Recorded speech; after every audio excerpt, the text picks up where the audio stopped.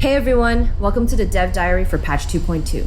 I'm Jane Chen, and I want to give you a peek into the stuff coming to Wild Rift over the next couple of months. Today, we're going to be covering brand new champions, some amazing skins, and an update on choosing your position in-game, and even newer ways to play Wild Rift. So stick around. This is our biggest patch yet, so let's get right into it. We want to officially welcome all the players in the Americas into the open beta.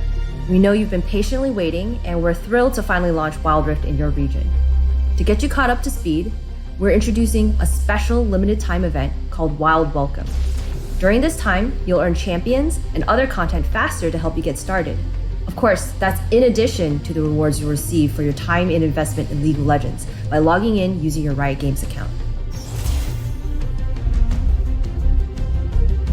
Very soon, we'll be adding in-game support for Arabic. It's taken us some time to get it ready because we've adjusted the game's UI layout completely so it should feel natural to navigate around. Let us know what you think and where we can improve. One of the things we've heard a lot from you is that Wild Rift has a lot of humanoid champs, not as many monstrous types. So let's take a peek into the cave and find out who's coming next.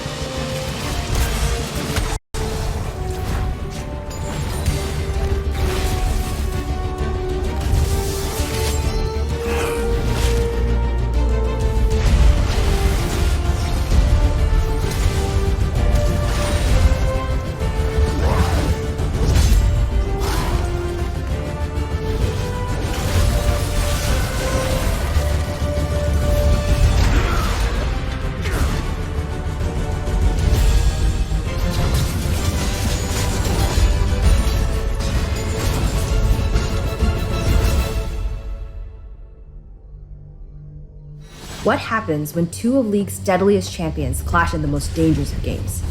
We'll find out in our next major event, Masters of the Hunt, launching next month. The event will throw you into the ancient rivalry between Kha'Zix and Rengar to determine who is predator and who is prey. We're also introducing a new gameplay system specifically for this event. We'll have more details coming soon, including rewards, so stay tuned for more.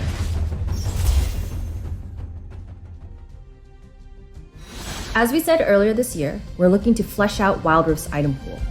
Patch 2.2 brings a few new items and tweaks, including refreshing the item icons so they more closely match the ones on League PC. Let's dive in. We're adding Frozen Heart, Force of Nature, and Sunfire Aegis to help flesh out the item pool for tank players. Sapphire Crystal now has a mana charge passive on it, so you can stack earlier and evolve your Tear of the Goddess items sooner. Sheen no longer builds out a Sapphire Crystal, making it a more accessible choice to non-mana users.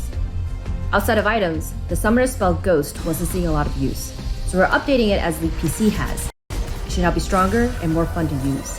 Its top speed is reduced, but the buff lasts longer now, and on takedown, your speed boost will be reapplied, so now everyone can get excited, just like Jinx. Finally, we're changing the way champions play with higher attack speed. Right now, stacking a bunch of attack speed basically makes you feel like you have no windup on your attacks, giving you an easy way to flawlessly kite or chase as a high-powered marksman. We're adjusting this so it's not so forgiving. We'll be keeping an eye on win rates closely to make sure it doesn't feel too bad for dual laners. Over the past few months, we've been gathering your feedback about quality of life features you want to see in the game. We've heard you, and we're adding some features to make your experience better. We're adding new pings to give you a way to say, enemy missing, and enemy has vision here. For advanced customization, you can now tune the dead zones on your ability buttons. The bigger the dead zone, the harder it is to accidentally aim when tapping abilities. We've added more clarity around when neutral objectives spawn on the minimap. And you can now optionally hide player names in-game, or choose to display champion names instead.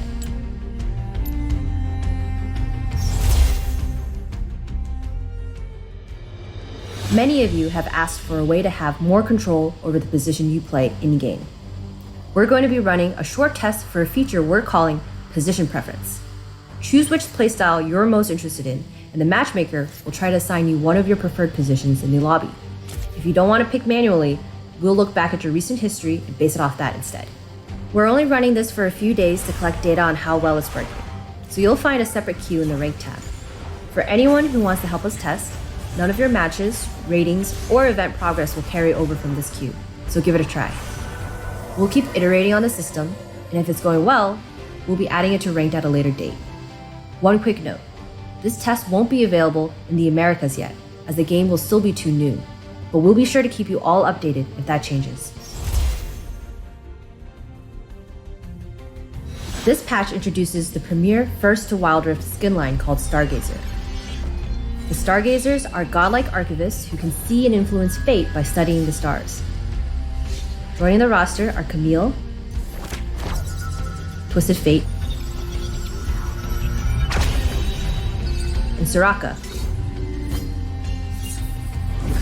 And we'll be running a small in-game event to celebrate the launch.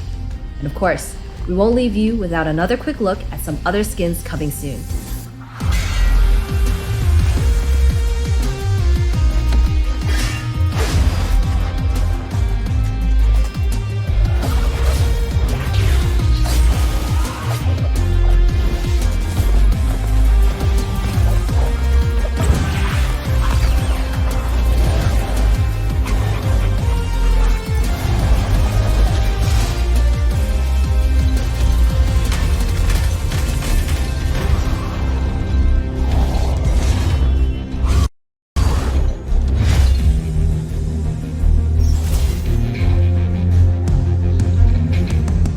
Later in the patch, we're introducing the Wild Pass, a way to get more stuff just for playing. Here's how it works. The Wild Pass works just like you'd expect, leveling up as you play, rewarding you with skins, currencies, icons, emotes, baubles, and other goodies along the way. You can upgrade your Wild Pass at any point to claim all the content you've earned so far. And if you don't decide to upgrade, all players can still earn blue motes and Poro coins from the pass totally free of charge. There's also the Wild Pass Elite, which comes with some extra missions and XP to help speed up your progress. Reaching level 50 on the Wild Pass grants an exclusive skin, Explorer Jax, to show the world how far you've come. But things don't stop there. There are some extra bonus rewards to help you add more content to your collection. Let us know what you think when it rolls out at the start of Wild Rift's second ranked season in April. Finally, starting this patch, we'll temporarily bring a player-favorite game mode from League of Legends. That's right, all random, all mid, or ARAM is on its way. So starting soon, we'll be releasing a temporary test for ARAM on all servers. For those of you unfamiliar with ARAM, it's a shorter, faster-paced game mode set on the Howling Abyss, a bridge atop a bottomless crevasse where warriors once fought to defend the rest of the Freljord from an ancient enemy. Compared to Wild Rift's 3 lanes, in ARAM, there's only one. And instead of picking your champion, you're assigned a random one from your pool. Of course, just like in PC, if you have available rerolls, you can try again to get a champion you like better. There's also a new 2-part summoner spell called Mark Dash. Use Mark to throw a snowball at your enemies, and reactivate it to dash to them, similar to Lee Sin's first ability. Melee fighters and tanks can use this to instantly get the party started. Now this is just the first step. Not everything is going to be balanced or polished, so we'll need a lot of feedback to make this a better experience. Also, in this first iteration, we're releasing without support for some features like ARAM-specific loadouts so that we can get your feedback on the gameplay sooner. We've got a ton more information on ARAM and our approach to new modes in the blog post we just released. And that's it for this Dev Diary. Let us know what else you want to see. Enjoy patch 2.2.